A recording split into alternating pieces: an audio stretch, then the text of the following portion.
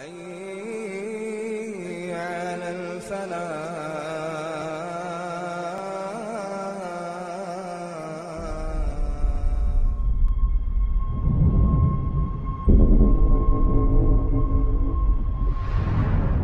Iblis volunteered that if he can come with the angels to kill these corrupted jinns on the earth, and Allah Azza wa Jal gave him permission.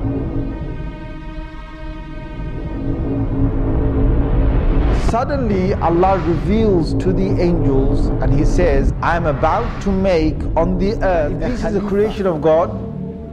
Iblis is a creation of God. Iblis is a jinn.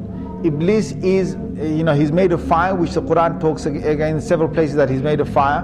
But where did Iblis come from? And were there the likes of Iblis before? So the Mufassirun have commented. Again, this is based on those narrations that I talked about earlier. And what Allah Azza wa Jal did is that He created a whole creation of jinns that were on the earth. And this you will find in many of the early Mufassirun have commented on this. He created them on the earth and they had got taklif. Now what is taklif? Taklif is that God's now given them a responsibility to recognize Him. Now when Allah gives responsibility to creation, He will send messengers. So what Allah did is that He sent jinn messengers. So before there was human messengers, before Adam alayhi salam, who was the first human messenger, there were many jinn messengers that Allah Azza wa Jal sent to them. Now the jinns are made of fire, and the jinns, one of the things they have inside them, being fiery is that you're angry and you're hasty, you're fast, you're very powerful. Now the sifat and the qualities that the jinns have between them is that they are in fights and they are in quarrels and they are in superiority and who can prove who's greater. This is one of the nature of the jinns, and they're always in the spirit of challenge. Now there are good jinns. Allah Azza wa Jal has said that in Surah Jinn itself. He's talked about two different groups of jinns, and He said the salihun, and there's those who are pious and those who are not pious. Now the ones that were on the earth were both types, and messengers came down. But the messengers in the many numbers were killed by the jinns on the earth. And there was great corruption that prevailed on the earth. There was great corruption that prevailed on the earth. Now there was one notable jinn that was very pious. Iblis, being who he was a good jinn, and he started to worship God to the extent, because jinns could fly, and jinns could go through many of the heavens. They could go up and down. They didn't have to stay on the earth. They could travel up. It was only when Rasulullah sallallahu alaihi wasallam came that they were trapped within this first universe. This is clear from the Quran. This in Surah Safat you will find this. In Surah Jinn you will find this. That Allah did not allow them to go beyond the first heaven, or the first heaven meaning the end of this universe. They can't go past that after Rasulullah sallallahu alaihi wasallam became a prophet. But before that they could go above that.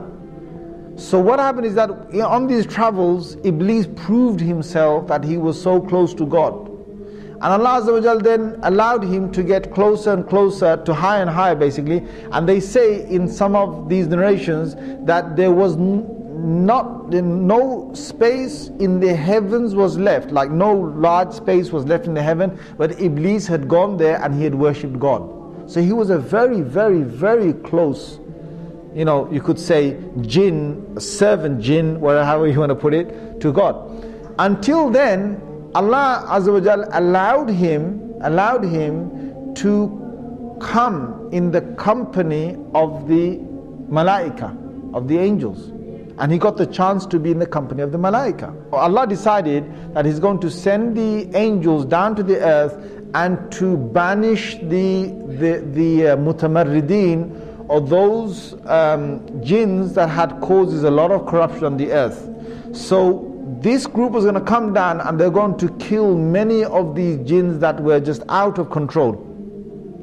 Iblis volunteered that if he can come with the angels to kill these corrupted jinns on the earth, and Allah Azza wa Jal gave him permission. So he came and they killed a lot of these jinns. They left only a few on the earth, and from these few again the progeny of the jinns would start.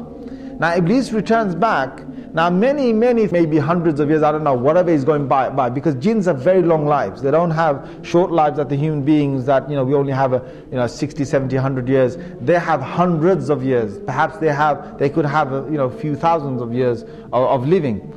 Now you've got Iblis that has gone down there, that has banished these jinns, most of them who are corrupted on the earth, and is returned back with the angels. Now he was with the angels, but Allah makes it very clear that he was not from the malaika, he was from the jinn.